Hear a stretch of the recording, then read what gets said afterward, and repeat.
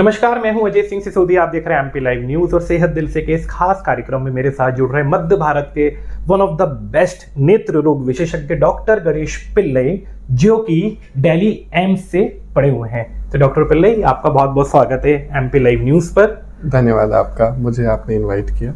और मेरा पहला सवाल आपसे, एक तो मैं जब भी यहाँ पर आता हूँ एएसजी हॉस्पिटल में, तो यहाँ पे ज्यादातर पेशेंट सिर्फ आप ही के लिए आते हैं, आप ही को दिखाते हैं। तो आप की वजह से ही यहाँ पे इतनी भीड़ होती है, तो इस पर आपका क्या टेक है? देखिए, 2017 से भोपाल में मैं काम कर रहा हूँ और काम करते हुए लगभग लाख से ज्यादा मरीज हम देख चुके हैं। 1 लाख से ज्यादा मरीज आप 1 लाख से मैं अराउंड 50,000 प्लस मरीज देख चुका हूँ और हॉस्पिटल ने 1 लाख मरीज से ज्यादा देख चुके हैं पिछले 8 सालों में। सो ये करते हुए लोगों में श्रद्धा बन गई है, एक विश्वास बन गया है, जिस वजह से पेशेंट्स आके दिखाना चाहते हैं और ट्रीट जब होते हैं तो उनको भी खुशी मिलती है और हमको भी बहुत खुशी मिलती है। अभी हम देख रहे हैं कि अभी ज्यादातर आई हॉस्पिटल्स में पेशेंट्स का तांता लगा रहता है। अभी मैं आपका फ्लोर भी देख रहा हूँ, काफी पेशेंट यहाँ वेटिंग में है, नीचे भी लोग हैं। तो क्या प्रॉब्लम है डॉक्टर साहब? मतलब आजकल इतना आंखों की समस्याएं क्यों हो रही है लोगों को? आई का जो मेन काम है, आप देखते हैं कि आंखों से जो काम है सबसे ज्यादा होता है हमारे दिन भर में। आंखों की मसल्स सबसे ज्यादा यूज होती है, एक्टिवली भी और पैसिवली भी। इसका मतलब है हम ना चाहते हुए भी आंखों का इस्तेमाल करते हैं और जब चाहते हैं तो तब तो इस्तेमाल करते ही हैं।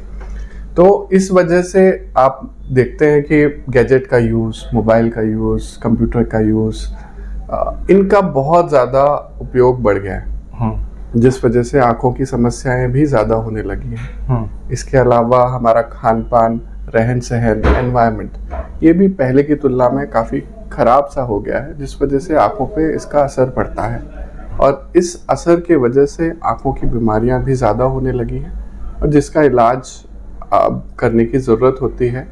अच्छी बात यह है कि कुछ इसी साथ में आधुनिक तकनीक आ गई है, जिससे पेशेंट्स का जो रोग की पहचान होनी है वो पहले हो पाता है और पहचान जल्दी होने की वजह से हम उस चीज़ का इलाज भी अच्छे से और जल्दी कर पाते हैं।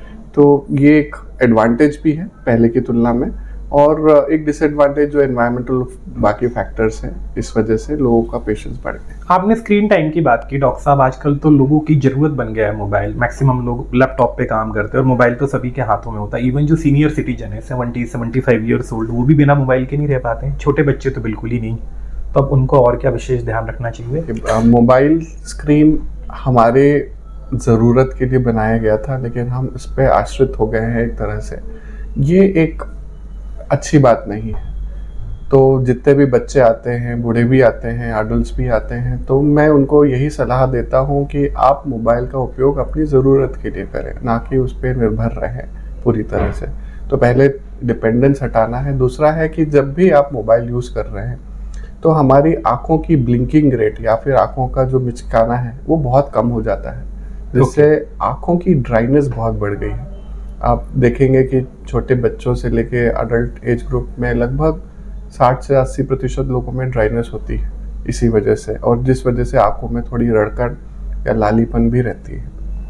अगर हम ये चीज़ों समस्याओं से नहीं चाहते हमारी ज़िंदगी में, तो हम इसका उपयोग थोड़ा कम करें।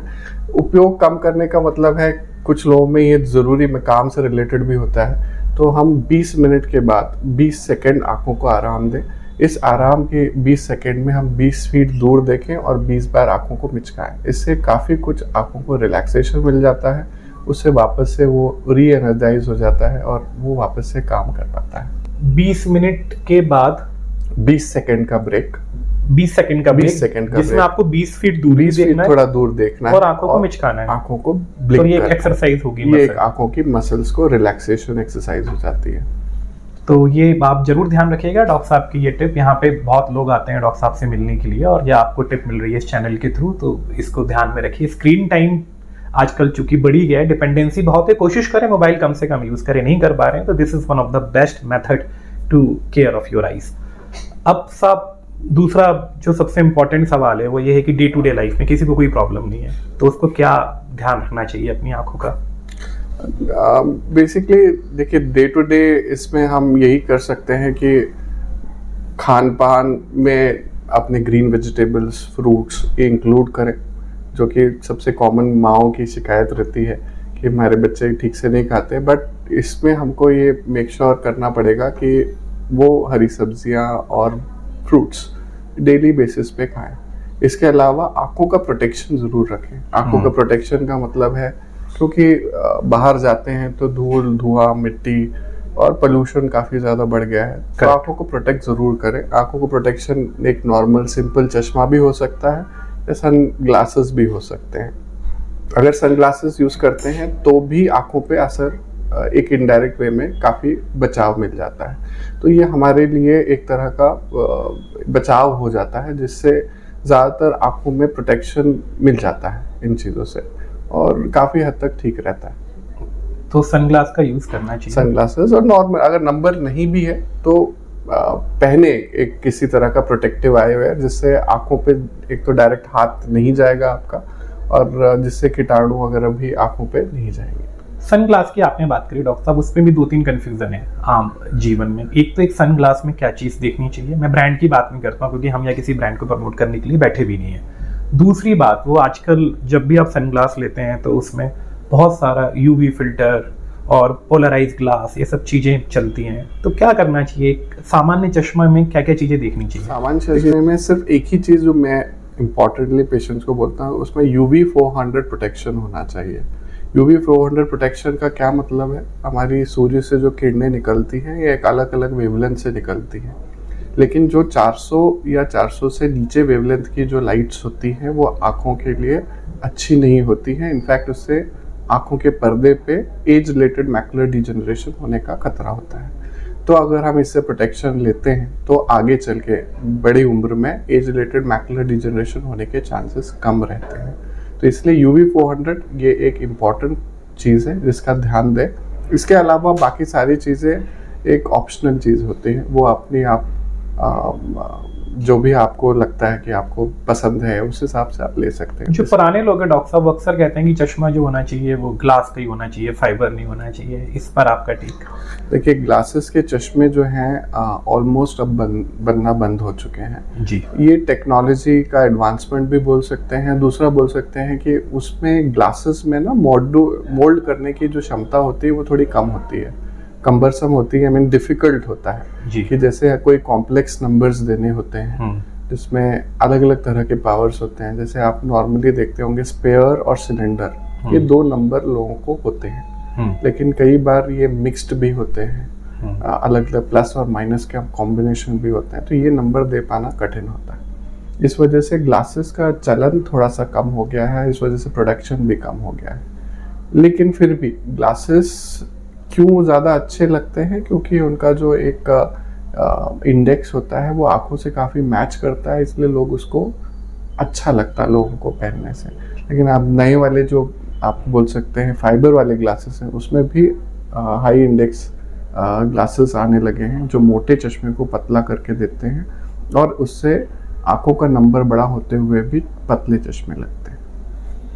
एक और हम सनग्लास की बात कर ही रहे थे डॉक्टर साहब, आपने बोला कि यदि आपको कोई नंबर नहीं है तो भी आप एक नॉर्मल चश्मा लगा सकते हैं, आप भी लगाए हुए हैं इस वक्त मैं देख रहा हूँ, तो उसमें भी कई चीज़ें आने लगी कि ब्लू रे होना चाहिए, प्लेन होना चाहिए, तो उस पर भी आप कुछ बोलना चाहेंगे? बेसिकली ये ब्लू कोटिंग जो होता है ये अगेन एक तरह का जो लोअर वेवलेंथ लाइट्स होती हैं, ये आँखों पे थोड़ा स्ट्रेन पैदा करती हैं। ओके। तो आजकल सारे गैजेट्स में आप देखेंगे कि आई प्रोटेक्शन मोड ऑन होता है। तो आई प्रोटेक्शन आप सिंपल सी चीज़ हो सकती है, अगर आप चश्मा नहीं भी पहन रहे हैं तो अपने मोबाइल को एक उसमें डिजिटल सेटिंग में डिस्प्ले सेटिंग्स पे जाइएगा और उसमें आई प्रोटेक्शन मोड को ऑन करिएगा। जैसे आप उसको ऑन करेंगे तो आपकी स्क्रीन थोड़ी सी पीली हो जाएगी। करेक्ट। और जैसे ही वो पीली होती है तो आँखों पे स्ट्रेन पड़ना उससे थोड़ा कम हो जाता है। तो लिटरेचर या फिर थोड़ा रिसर्च में ये पाया गया है कि आँखों पे इससे जोर कम पड़ता है और इवनिंग में टायर्डनेस थोड़ी कम होगी इससे। बहुत सारे लोग वो सेटिंग ऑन नहीं करते, उनको लगता है उनके मोबाइल का जो स्क्रीन का रिजोल्यूशन है वो इतना मज़ेदार नहीं रहा, लेकिन ये बहुत ज़रूरी है आपके लिए। और सभी मोबाइल में, इवन बेसिक मोबाइल में वो फीचर आता है जिसको आई शील्ड भी होता है, या कई बार उसको आई प्रोटेक्शन कहा जाता है। ये भी एक बहुत इंपॉर्टेंट बात आपने बताई। डॉक्टर साहब, कुछ बीमारियां बड़ी आम हो गई है आंखों से रिलेटेड, एक मोतियाबिंद, कैटरैक्ट बहुत आम है और एक एज के बाद तो लगभग बहुत ज़्यादा लोगों को हो जाता है।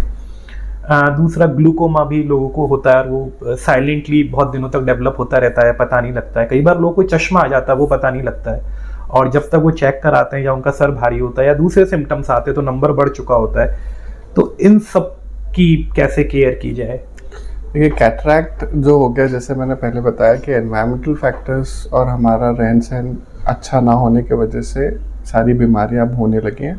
जो कैटरैक्ट पहले 60, 65, 70 साल में होता था, आजकल 45 साल में होने लगा है जी। ये ऑक्सीडेटिव डैमेज कहलाता है, माने हमारा जो अंदर से एंटीऑक्सीडेंट्स होते हैं वो कमी होने के कारण ये जो लेंस है ये जल्दी सफ़ेद होने लगता है। कैटरैक्ट के मेन लक्षण होते हैं बार बार चश्मा का नंबर बदलना, या फिर नाइट टाइम पे आप देखेंगे कि ड्राइविंग में दिक्कत होना, जैसे सामने से लाइट आती है तो उसमें ड्राइविंग में दिक्कत होने लगती है। और कुछ लोगों को दूर का कम दिखता है, कुछ लोगों को पास का ज़्यादा कम दिखने लगता है। तो आइदर दोनों में से कोई भी एक चीज़ अगर होने लगे तो ये मोतियाबिंद के लक्षण होते हैं। मोतियाबिंद के लिए इनिशियल स्टेज में हम सर्जरी हमेशा एडवाइस नहीं करते। जनरली जब तक चश्मे से आपकी नज़र 6/6 है या फिर आपको ड्राइविंग में दिक्कत नहीं हो रही है, तब तक हम मोतियाबिंद को थोड़ा सा रहने देते हैं। जब तक हमारी दिनचर्या में उससे बाधा पैदा नहीं हो रही है तब तक सर्जरी एडवाइस नहीं करते। करेक्ट। लेकिन अगर दिनचर्या में बाधा हो रही है तो ऑपरेशन करवा लेना चाहिए। फॉर्चुनेटली लेंसेज बहुत अच्छे आ गए हैं जिससे आपको नेक्स्ट डे से ही काफ़ी अच्छा दिखाई देने लगता है। इसके अलावा आपने पूछा ग्लूकोमा के बारे में। ग्लूकोमा एक बहुत महत्वपूर्ण बीमारी इसलिए बनती जा रही है क्योंकि इसके कोई लक्षण होते नहीं हैं। इसमें लोगों को पता नहीं चलता कि उनको नज़र उनकी जा रही है, और ये ऐसा इसलिए होता है क्योंकि ग्लूकोमा में मेनली नज़र फील्ड लॉस के ज़रिए होता है। फील्ड लॉस माने साइड से चीज़ें दिखनी कम होती हैं, और धीरे धीरे जब बीच में दिखना कम हो जाता है तब हमारी नज़र का पता चलता है कि इनको ग्लूकोमा था। और जितना साइड चली जाती फिर वो वापस से नहीं आ सकती। अनफॉर्चुनेटली ये नसों की बीमारी है, नस डैमेज होने की वजह से ये वापस से नहीं लाई जा सकती। तो हमको क्या करना चाहिए इसके लिए? जनरली बोलते हैं कि अगर फैमिली हिस्ट्री ऑफ ग्लूकोमा है, माने आपके पिताजी या भाई बहन या मामा जी या बुआ जी को काला मोतिया है, तो आपको ज़रूर चेक करा लेना चाहिए, पहली चीज़। इसके अलावा हर 40 साल के बाद आपको एक बार ज़रूर अपनी आई टेस्ट करा लेनी चाहिए। अगर 40 इयर्स के हो गए, एक 40th बर्थडे मना रहे हैं, तो एक बार अपनी आँख दिखवा दीजिएगा। उसमें आपका एक सब कुछ टेस्ट हो जाता है, और अगर कुछ है तो उसको अर्ली डायग्नोसिस हो जाए तो वहीं पर हम उसको दवाइयों के ज़रिए ही रोक सकते हैं।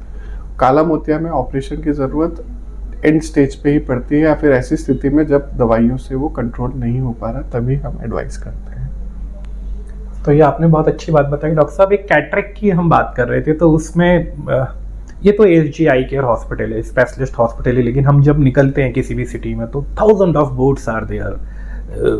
लेजर से इलाज, फाल्कन सर्जरी, बिना काटा पीटी के, बिना चीरा फाड़ी के, सब लिखा रहता है। तो आम जो जनमानस, एक आम जनता, वो कैसे फिल्टर करे? और ये फाल्कन, लेजर, ये सब क्या होता है? बिल्कुल, देखिए सबसे पहली चीज़ है कि जो कैटरैक्ट सर्जरी होती है, इसमें सर्जरी अंदर जाके ही होती है।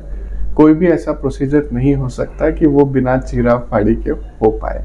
लेकिन हाँ, ज़रूर दूसरा है कि टेक्नोलॉजी ऐसी आ गई है कि बहुत छोटे इंसिजन से ये संभव है। तो अभी 2 मिलीमीटर का इंसिजन होता है ना, तो वो 2 सूत बिल्कुल बहुत छोटा सा इंसिजन है, उसी से सब कुछ हो जाता है।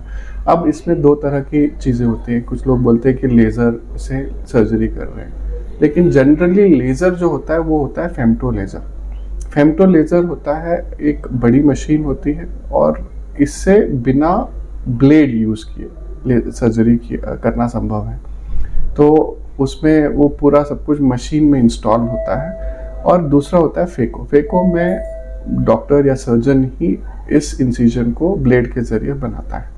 और बाकी सारा जो प्रोसीजर होता है वो फेको ही होता है। फेको एक टेक्निक होती है जिसमें आँखों के अंदर जो लेंस है उसको छोटे छोटे पीसेस में कन्वर्ट करके उसको खा लिया जाता है एक तरह से, और उस छोटे से जगह से जो आपने बनाई है उसी के जरिए लेंस डाला जाता है। तो फेको से ज़्यादा एडवांस है लेज़र? हाँ, क्योंकि वो ऑटोमेटिकली हो रहा है, इसमें डॉक्टर को मैनुअली करना पड़ रहा है। हाँ बिल्कुल सही है कि फेको से ज़्यादा एडवांस्ड है फेम्टो लेज़र। तो फेम्टो लेज़र जो होता है, ये जो इंसिजन्स है वो भी लेज़र के जरिए बना देता है। तो इसमें उससे प्रिसीशन या बोल सकते हैं जैसे मानवीय जो हो सकती है गलतियां हो सकती हैं, उसकी संभावना कम है। करेक्ट। एक बात और डॉक्टर साहब, मैं देख रहा हूँ कि अभी जो भी लोग कैटरेक्ट का ऑपरेशन कराते हैं तो कुछ लोग व्हाइट ग्लास पहनते हैं, कुछ लोग ब्लैक पहनते हैं, कुछ लोग एक दिन तक बैंडेज बांध के रखे रहते हैं, कई जगहों पे बैंडेज नहीं होती है। कुछ लोग कहते हैं कि हमको बहुत दिनों तक प्रिकॉशन करना है, नहाने का, टीवी देखने का, या दूसरा उस तरफ करवट लेके सोने का। कुछ कहते हैं हमारे डॉक्टर ने तो मना किया है, हम तो नॉर्मल लाइफ अगले दिन से ही शुरू कर सकते हैं। अब ये इसका भी आप थोड़ा क्लैरिटी दें। बिल्कुल, देखिए जैसे आपने अभी फेम्टो और फेको की बात करी, लेकिन अभी भी बहुत सारी जगहों पे सर्जरी पुराने पद्धति से होती है, जिसे हम SICS कहते हैं या ECC कहते हैं। सो SICS या ECC में आपको एक बड़ा चीरा लगाया जाता है और बड़ा चीरा लगाने के बाद कभी कभार टाके भी लगाए जाते हैं। तो ऐसी सर्जरीज में हीलिंग या फिर उसका जो घाव भरने की जो समय होता है वो थोड़ा ज़्यादा होता है। तो जनरली ऐसी जगहों पे प्रिकॉशंस थोड़े लंबे रखने की ज़रूरत होती है, जो कि 3 हफ्ते से 1 महीने तक हो सकता है।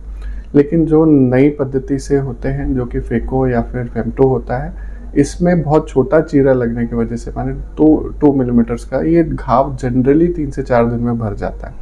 लेकिन बावजूद इसके हम जनरली बोलते हैं कि आप पेशेंट्स को कि लगभग 15 दिन के लिए आप परहेज़ करें, आँखों में ज़्यादा पानी ना लगाएं डायरेक्टली, क्योंकि पानी की गुणवत्ता हमको पता नहीं है। अगर पानी पीने का है तो उससे कोई नुकसान नहीं होता, लेकिन नल के पानी में कीटाणु होते हैं, इस वजह से आँखों में इन्फेक्शन का खतरा होता है, इसलिए वो पानी डायरेक्टली आँख में नहीं लगाना चाहिए। तो मेन प्रिकॉशन पानी ना लगने का ही होता है। बाकी खान पान रिलेटेड ज़्यादा नहीं है। BP शुगर जिनको है ऑब्वियसली उनको नमक और शुगर खाने की परहेज करना पड़ेगा ताकि वो बढ़े ना, और क्योंकि शुगर जब ज़्यादा बढ़ता है तो शरीर में इन्फेक्शन होने का खतरा भी बढ़ जाता है। इस वजह से शुगर मेनली कंट्रोल रखना है। तो जिन चीज़ों से शुगर ज़्यादा बढ़े ऐसे चीज़ों को अवॉइड करें। सिंपल सादा खाना खाएं 15 दिनों के लिए, यही हम एडवाइस करते हैं जनरल पेशेंट्स को, ताकि उस वजह से उनका प्रॉब्लम्स और ना हो। कुछ लोगों को कॉन्स्टिपेशन हो जाता है तो उससे भी प्रेशर बढ़ जाता है, तो ये सब ना हो, इसलिए सिंपल खाना 15 दिन के लिए खा लें, उसके बाद आप नॉर्मल रह सकते हैं। आंखों के लिए सुपर फूड क्या है डॉक्टर साहब? आपने खान पान की बात, सुपर फूड मतलब जो आदमी को लेनी चाहिए आंखों के लिए वरदान।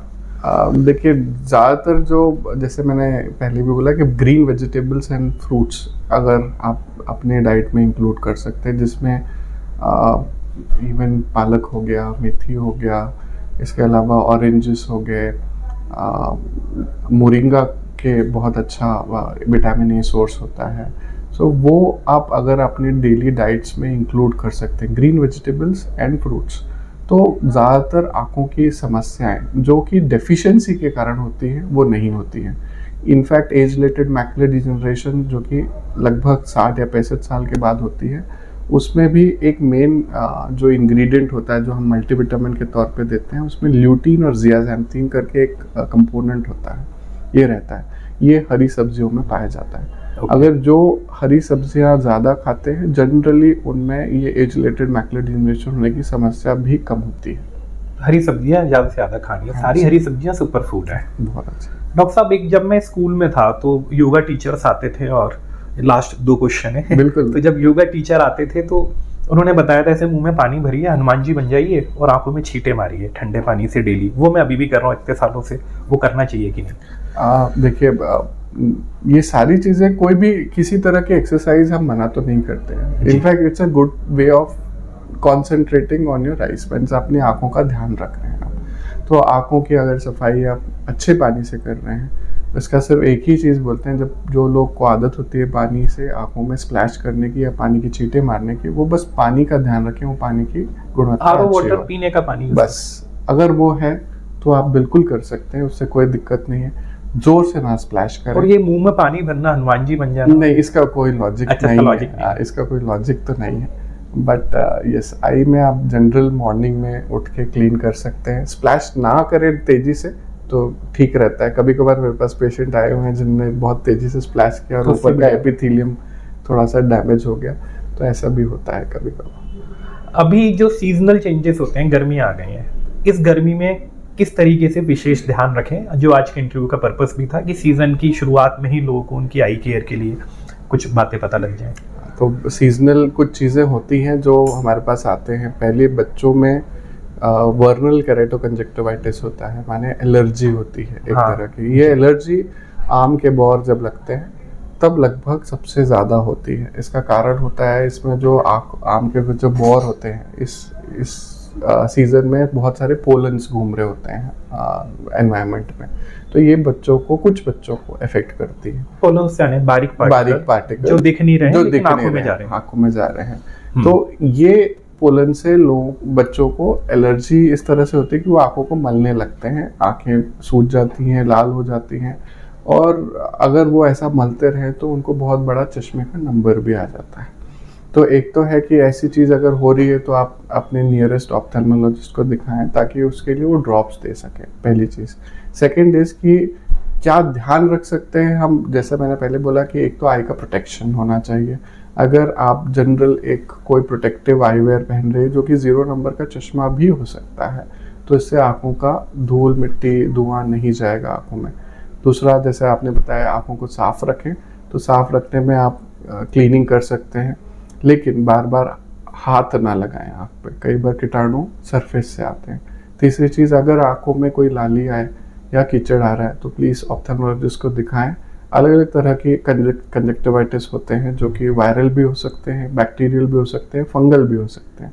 इनको एक ही दवाई से ठीक नहीं किया जा सकता है। कई बार पेशेंट्स ओवर द काउंटर या मेडिकल स्टोर से दवाई लेके डालना चालू कर देते हैं, और वो कई बार आँखें बिल्कुल गलने की स्थिति में आते हैं, तो ऐसा भी होता है। तो ऐसा ना करें, एटलीस्ट एक सलाह ज़रूर ले लें ताकि सही दवाई आपको मिल पाए समय पे और वो जल्दी ठीक हो जाए।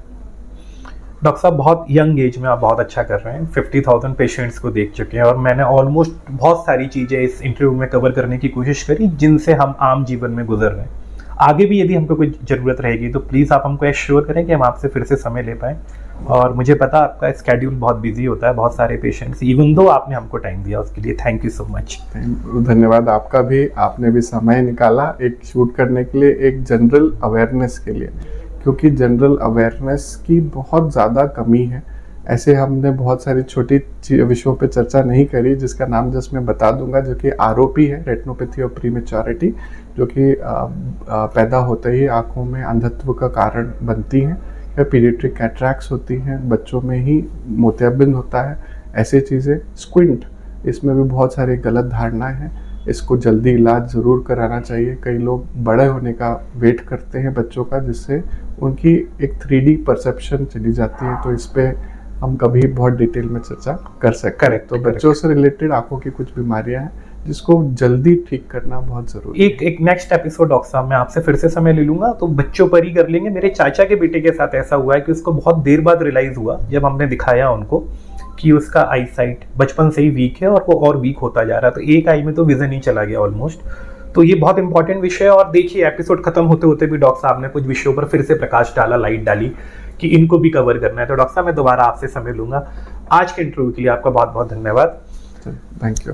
तो ये थे मेरे साथ doctor Ganesh Pillai, ASG eye hospital Bhopal में कार्यरत हैं, एम से पढ़े हुए हैं, और ऑलमोस्ट डॉक्टर साहब ने सभी सवालों का बहुत सामान्य भाषा में सरल सहज तरीके से जवाब दिया। मेरे को तो बहुत समझ में आया, यहाँ बैठ के आपको भी समझ में आया होगा। यदि नहीं समझ में आया है तो जो हमारा डिजिटल प्लेटफॉर्म पे उस पर जाकर आप कमेंट बॉक्स में लिख दीजिएगा, और कोई क्वेश्चन पुटअप करना वो भी मुझको बता दीजिएगा। बहुत जल्द हम मिलेंगे सेहत दिल से के नए कार्यक्रम में किसी नई शख्सियत के साथ। आप देख रहे हैं MP live news. Thank you so much.